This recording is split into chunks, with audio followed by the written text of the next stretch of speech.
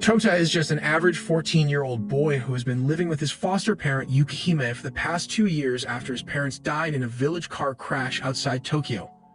All Tota dreams about, along with his friends, is to one day go to the capital and climb to the top of the orbital elevator. The only reason Tota wants to climb it is because a ghost of a man with red hair keeps appearing in front of him, telling him to meet him at the top of the tower. However, the village chief had put Yukihime in charge of them and placed a condition that they need to defeat her in combat to be allowed to leave the village. So every day, Tota and his friends try to gang up on Yukihime, but she always wins by using her magical powers. One day, Tachibana, their school teacher, approaches them all, acting friendly. He tells them that he has seen them trying their best against Yukihime and wants to help them out. He hands each of them an item, telling them that these are called magic apps that can allow them to use magic. Everyone excitedly starts practicing magic instantly. Tota, however, is unable to use magic at all. Tachibana tells him that it is okay because some people have no affinity for magic. He hands him a bracelet, telling him to give it to Yukihime as it will seal her powers for a bit. Tota excitedly runs home and hands Yukihime the bracelet over dinner. The next day, as Tota tries to run to the agreed-upon ambush point, his friends go ahead and teleport to Yukihime without him. As they begin their ambush, Yukihime is impressed with their ability to use magic and tries to defend herself, but her magic has been completely sealed. Suddenly, Tachibana appears and knocks all the kids out. He impales Yukihime with magic spears, telling her that he is an immortal hunter who has been in search of her for the past 6 months.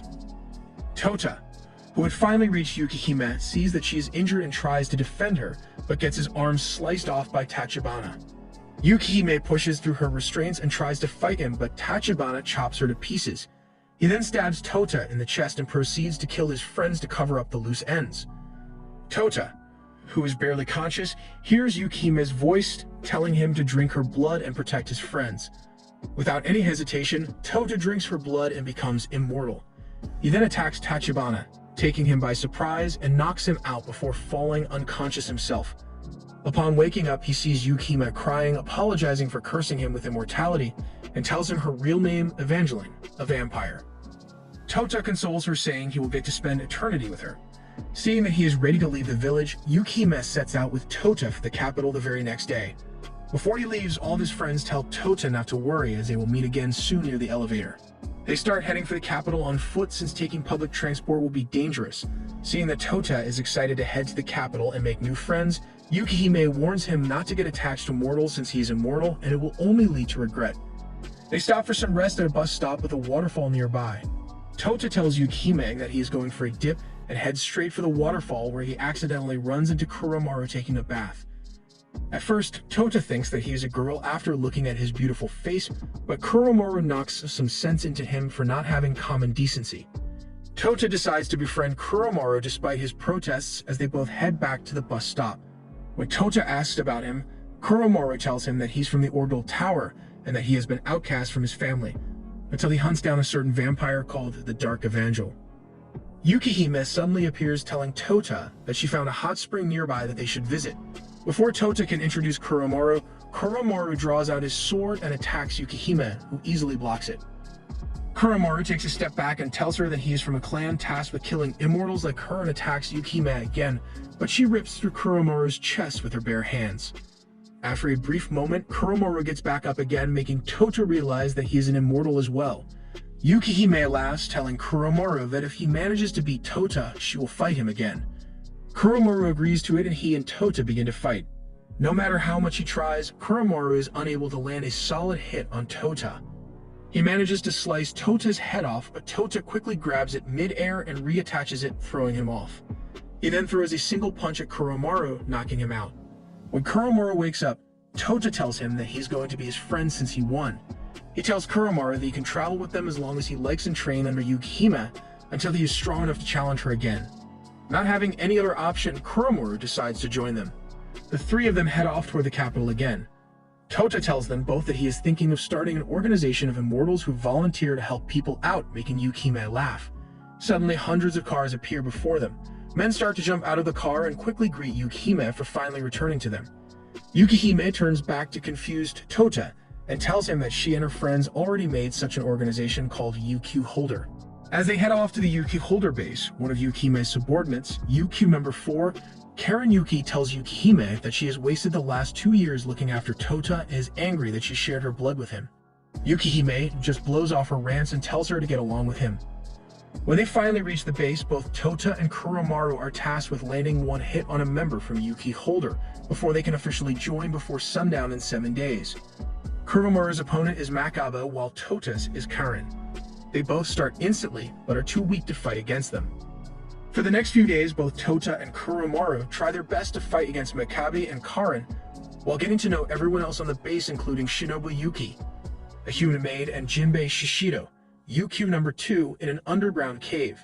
Seeing that they are in need of help, Jinbei agrees to train them for a few days so they can hold up against the other members. Jinbei tells Tota that he needs a weapon and shows him the gravity sword, which is stuck in a rock, and tells him to try and take it. Tota tries to pull the sword out, but it does not move an inch. Seeing that someone has finally come to try and claim it, the sword tells Tota to turn the dial on its side to reduce its weight, making him easily pull it out. Jinbei gets mad at the sword for revealing its secret, but the sword tells him to shut up as he was bored. For the next few days, both Tota and Kuromaru train under Jinbei in the cave and nearly destroy it. On the last day before sunset, they both head off to fight one last time. While Kuromaru eventually lands his hit on Makabe, Tota still has some trouble fighting Karen. He switches the weight of his sword quickly and finally gets the upper hand when he hears Shinobu screaming for help. Tota, without any hesitation, leaves the fight and heads off to save her. When he reaches Shinobu, he notices that she is surrounded by monsters. Karen, who is right behind, tells Tota to take Shinobu and run while she holds off the monsters. Tota quickly grabs Shinobu and drops her on a rooftop before turning back to help Karen. He jumps straight down at the monsters, increasing the weight of the sword to its maximum. Tota hits the ground like a meteor, pulverizing all the monsters to dust and burying Karen beneath the rubble as well. When she finally manages to get out, Karen tells him that she will take this as his one hit. Yukihime, who is overseeing everything, congratulates them both for making it in. Their happiness is however short-lived when Yukihime punishes them, along with Jinbei, for making a giant hole in the underground cave during their training that allowed the monsters to escape. She orders them to go back down and not come to the surface until they have defeated every single monster living there. After successfully making it into Yuki Holder, Kuromaru and Tota are given their first assignments. They are to head out with Karen to the slums outside Tokyo as they have requested aid from them. After the formation of the elevator, only the elites have been able to live in the capital, while the poor were forced out of the city into slums. Since the land still belongs to other elite people, there is a danger that the slums might be burnt down. Tota joins Karen and Kuromaru in the slums where, after a match of arm wrestling, he is given the job of cooking meals for everyone. Karen tells Tota that to get stronger, the first thing he must learn is the flash step. As soon as he gets free, Tota heads out to learn about it when he runs into Kaido, an overly energetic person. After seeing him struggle for a bit, Kaido decides to teach Tada the flash step properly. He shows off his flawless technique to get Tota on board with him. He starts to give him pointers and teaches him how to only use his feet to do everything. Over the next few days, Tota does everything with his feet, from cooking to cleaning the dishes, even eating, improving at the flash step day by day. A few days go by and no attack has yet happened on the slums. As Tota heads out to hand food to the men on duty as usual, the ambush begins.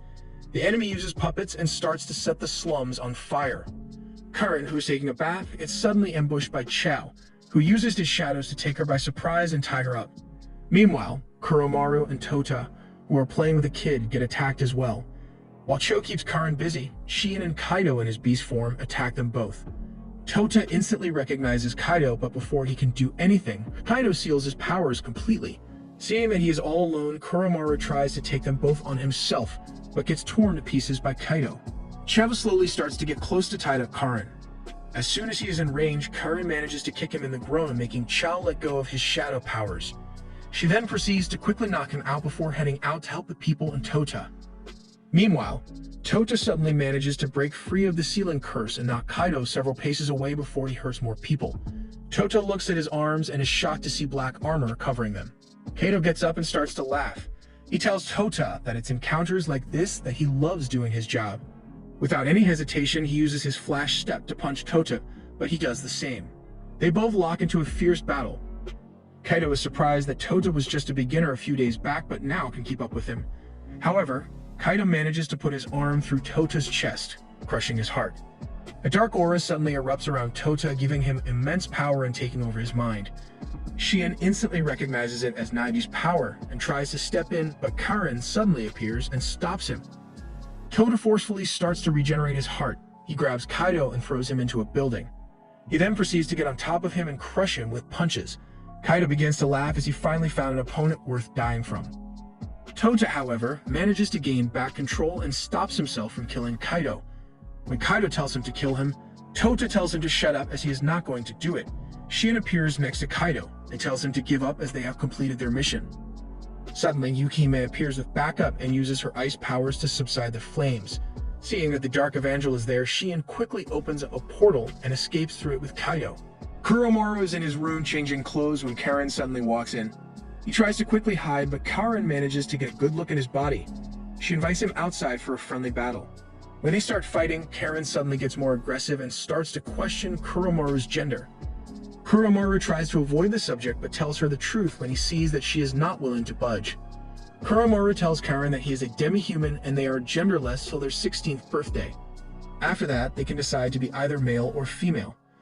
Karen's face lights up with an evil smile. She orders Kuromaru to choose female and get married to Tota so he doesn't get any closer to Yukihime. Kuromaru is astounded by her words and tries to protest, but Karen tries to use her strength to make him submit. UQ holder number 10, who was listening in on the conversation, tells Karen not to force her opinion on others. He walks up to them and suggests them an idea instead. He tells Kuromaru to use his female body and go on a date with Tota, after which he can decide what to do. Seeing that he has no other option, Kuromaru agrees.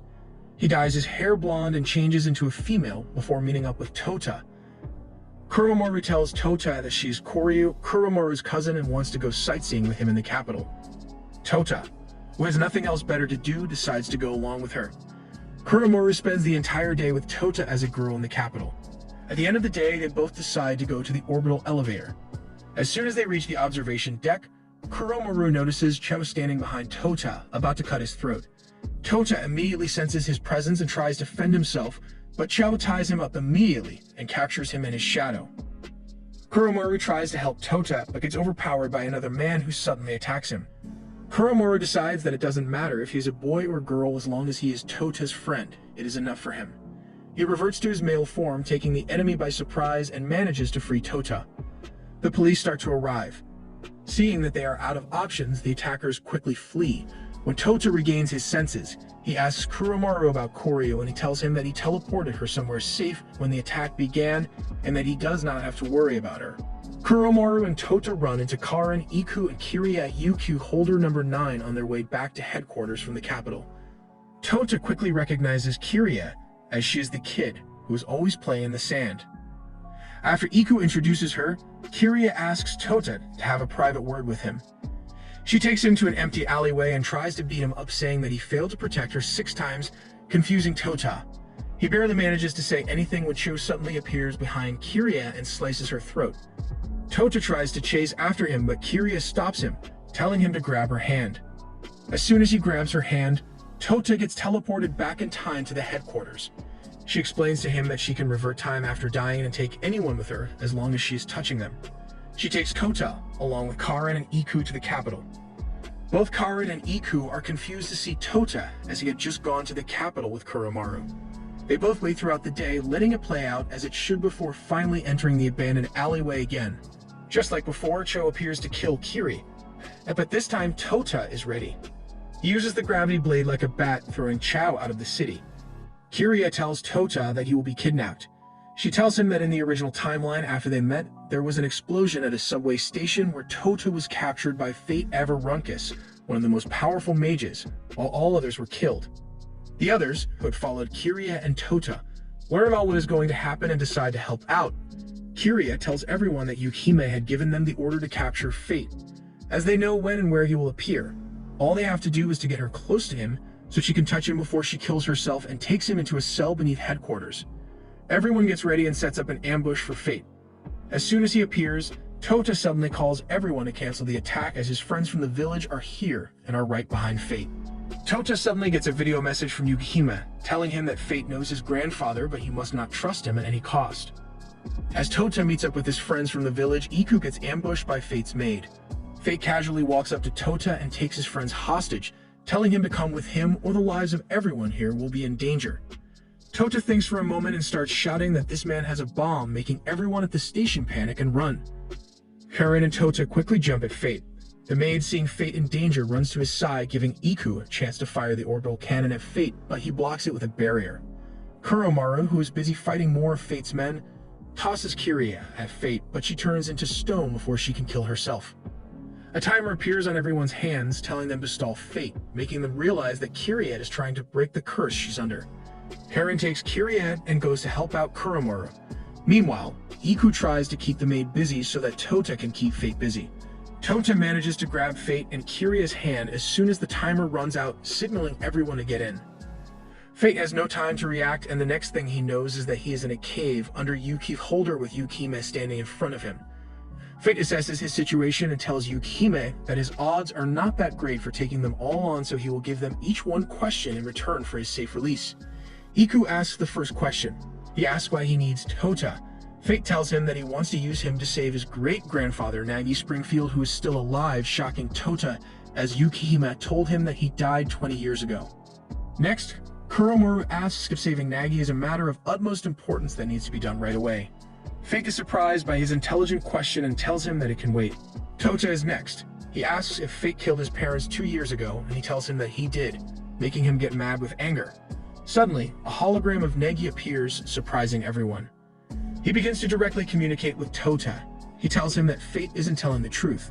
Yukihime tells Kuromaru telepathically that there is something on Tota that is letting this hologram appear.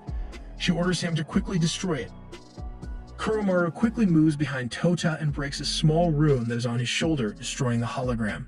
Tota has so many questions. He keeps following Yukihime around asking her about her grandfather, but she does not have the heart to tell him.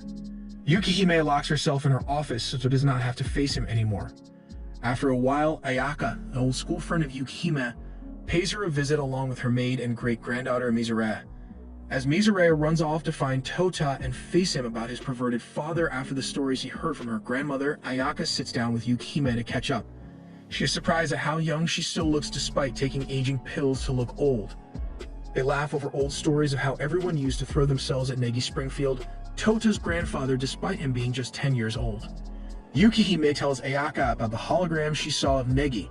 She tells her that he was taken by the Mage of the Beginning, 20 years ago on Mars. Ayaka tells her that she understands that Tota is growing up and now looking for his own journey, and that she is afraid that he might leave her. She tells her to cheer up and make the most of every moment. Later that day, Yukihime finally gets the courage to talk to Tota. She tells him to come to the docks at sunset and meets him there in her original, younger form, where she tells him the truth.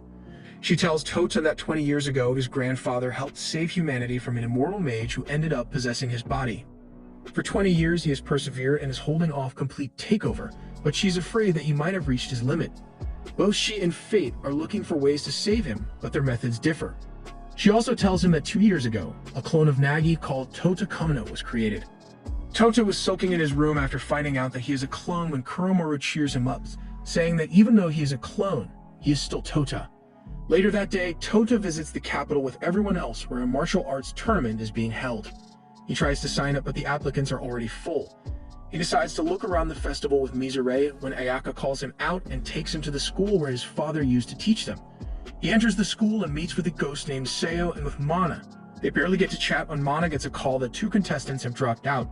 Since one seat was already taken, Mana allows Tota to fight. Tota enters the tournament where his opponent is Tina. Tota looks forward to a clean game, but Tina appears oddly bloodthirsty.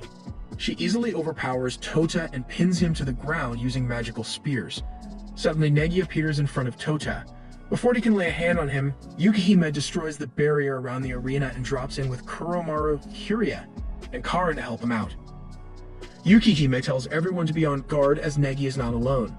Yui and Nodoka are with him along with Jack Reiken, all of whom formidable opponents.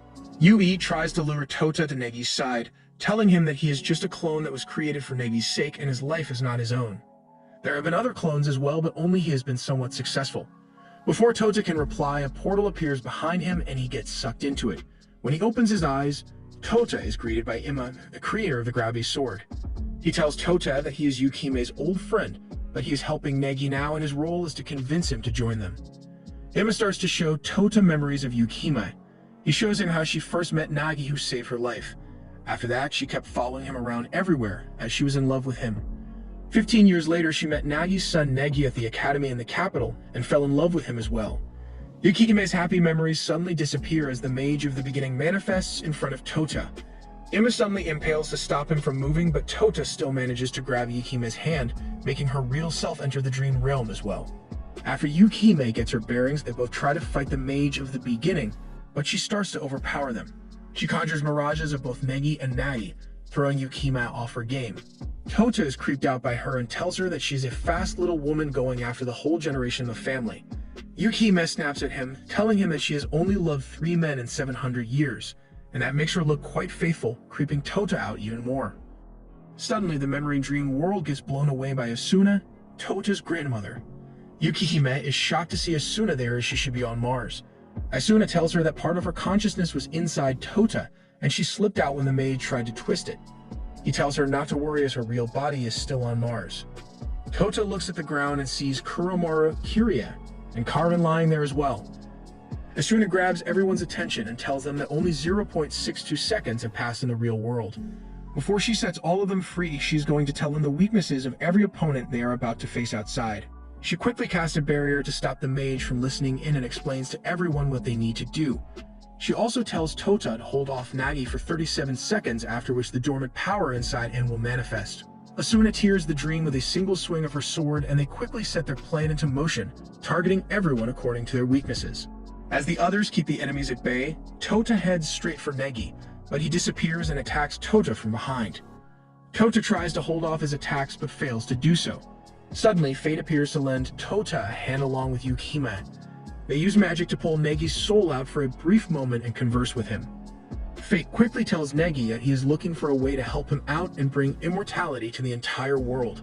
Negi laughs, saying that for him to do that he will still need to kill him first, as the mage of the beginning is a part of him now and she feeds off the souls of the dead.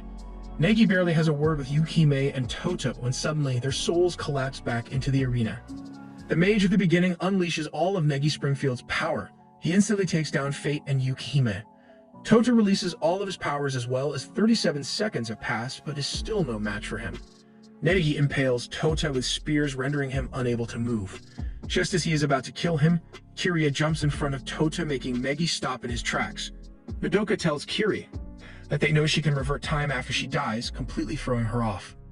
Tina quickly grabs Kiria and starts to slowly rip out her teeth, each one with a pill of poison in it. Tota, seeing Kiria screaming in pain, tries to pull the spear out of his body. Suddenly, runes appear on the arena floor, teleporting both Tota and Negi into another dream world. Tota opens his eyes and sees all of Negi's students standing next to him, ready to lend him his aid. Negi tries to fight all of them, but is unable to overcome them all. Eventually, Asuna manages to break through to him, telling him to fight a little longer as they are trying to figure out a way to help him. Negi listens to her words and stops the attack. Both Negi and Tota return to the real world along with Asuna. Asuna thanks Madoka and Yui for sticking with Negi for the past 20 years, as that kept him sane. Before he takes everyone away with him to Mars, Negi turns to Tota and tells him that it is not over. Tota, who is already raring to go despite being unable to move, tells him to wait as he will get stronger and come after him. Negi smiles, telling Tota that he will be waiting for him at the top of the orbital elevator. Later, Tota tries to confess his love to Yukihime, but instead of "I love you too," he receives a punch in the face, breaking the poor guy's heart. The end.